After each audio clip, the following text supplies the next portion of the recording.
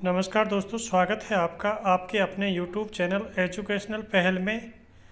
आज हम educational video की श्रेणी में एक नया वीडियो लेके आए हैं जिसमें आपसे चर्चा करेंगे महात्मा गांधी सेवा प्रेरक भर्ती और राजीव गांधी युवा मित्र भर्ती का भविष्य क्या होगा।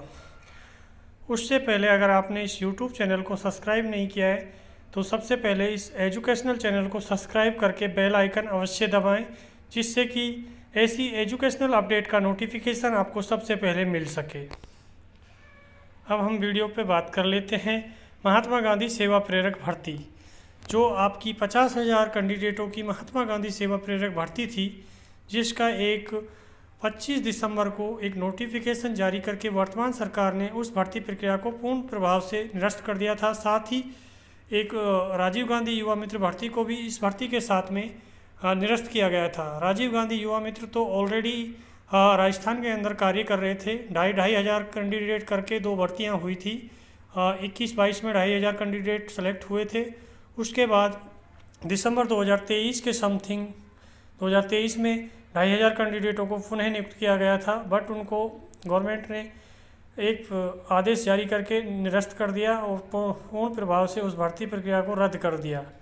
और राजीव गांधी युवा मित्रों ने लगातार 2 महीने अपना धरना प्रदर्शन जारी रखा। धरना प्रदर्शन जारी रखने के बावजूद भी वर्तमान सरकार ने इन कैंडिडेटों की भर्ती प्रक्रिया को बहाल नहीं किया।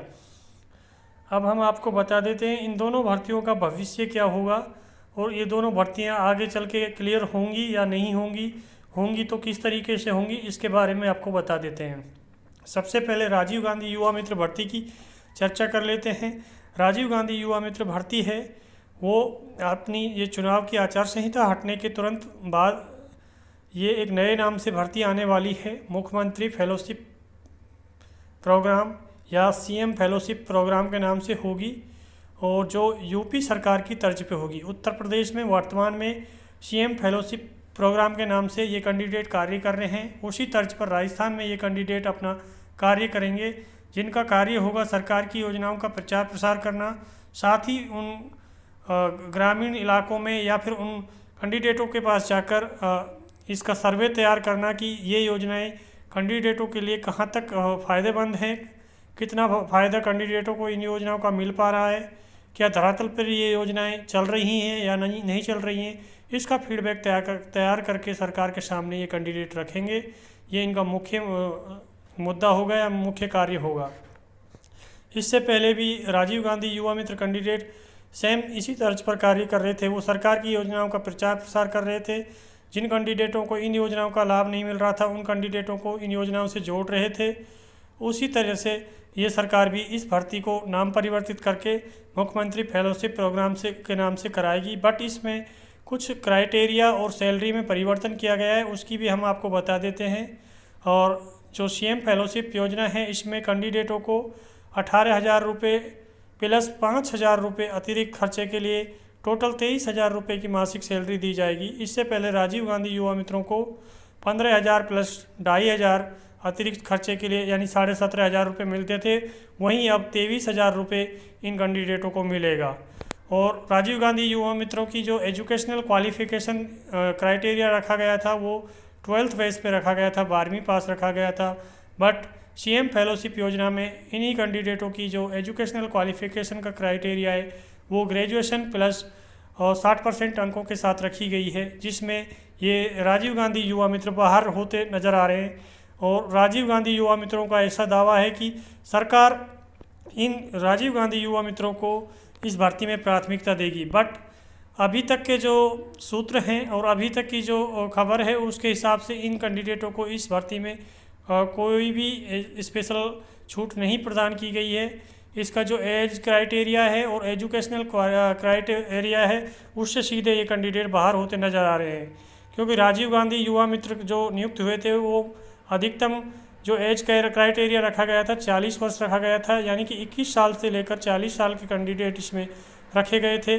बट इस भर्ती प्रक्रिया में जो 21 से 35 साल के कैंडिडेटों को लिया जा रहा है, जिसमें 5 साल मैक्सिमम एज क्राइटेरिया कम कर दिया गया है, जिससे ये राजीव गांधी युवा मित्र प्रभावित होंगे। साथ ही ये कैंडिडेट 12वीं पास कैंडिडेट थे जो राजीव गांधी युवा मित्र के रूप में कार्य कर रहे थे, और CM फेलोशिप योजना में जो एजुकेशनल क्वालिफिकेशन का क्राइटेरिया ग्रेजुएशन प्लस 60% अंकों के साथ रखा गया है। यानी कि ग्रेजुएशन तो हो सकती है इन कैंडिडेटों के पास हो, बट ये ज़रूरी नहीं है कि उन कैंडिडेटों की 60% ग्रेजुएशन में बनी हो, क्योंकि ग्रेजुएशन में 60% बनाना बहुत बड़ी बात है और ग्रेजुएशन में हर कैंडिडेट की 60% बनना संभव नहीं है। मात्र और मात्र 10% कैंडिडेट ही ग्रेजुएशन में 60% अंक ला पाते हैं। इसलिए राजीव गांधी युवा मित्र इस भर्ती से जो CM फेलोशिप प्रोग्राम के नाम से होगी ज़्यादा प्रभावित होंगे, और इनको अगर इसमें इन एज क्राइटेरिया और क्वालिफिकेशन एजुकेशनल क्वालिफिकेशन क्राइटेरिया से बाहर नहीं रखा गया तो ये कैंडिडेट पूर्ण रूप से इस भर्ती से बाहर हो जाएंगे। अब हम महात्मा गांधी सेवा प्रेरक भर्ती की चर्चा कर लेते हैं। सेम महात्मा गांधी सेवा प्रेरक भर्ती हाईकोर्ट में चल रही थी। इसमें कैंडिडेटों को ज्वाइनिंग नहीं मिली थी और जो बाकी का जो भी प्रोसीजर था, यानी इंटरव्यू वगैरह कंप्लीट हो चुके थे, यानी कि रिजल्ट तक बन चुका था, बट वो रिजल्ट डिक्लेयर होना बाकी था। उससे पहले ही 25 दिसंबर को वर्तमान सरकार ने एक नोटिफिकेशन जारी करके महात्मा गांधी सेवा प्रेरक भर्ती को भी निरस्त कर दिया, राजीव गांधी युवा मित्र भर्ती के साथ साथ। और महात्मा गांधी सेवा प्रेरक भर्ती के जो भी कैंडिडेट हैं, इन्होंने अपने ब्लॉक लेवल पर ज्ञापन दिए थे, बट इन्होंने शहीद स्मारक जयपुर में जाकर कोई धरना प्रदर्शन जारी नहीं रखा। अगर ये कैंडिडेट भी राजीव गांधी युवा मित्रों के साथ अपना धरना प्रदर्शन जारी रखते तो सरकार हो सकता है इन दोनों भर्तियों के कैंडिडेटों की संख्या बल को देखकर इनकी बात को मान लेती, बट राजीव गांधी युवा मित्रों के साथ महात्मा गांधी सेवा प्रेरक धरना पर नहीं पहुंच पाए।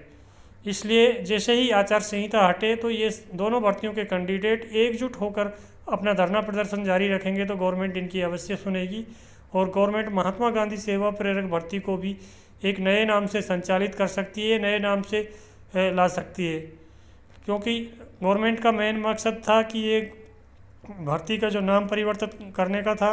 साथ ही गवर्नमेंट का कहना था कि इन दोनों भर्तियों में एक पार्टी विशेष के कैंडिडेटों को सिलेक्ट किया गया है, एक पार्टी विशेष के कैंडिडेटों को इसमें ज्वाइनिंग दी गई है। ऐसा बिल्कुल भी नहीं है।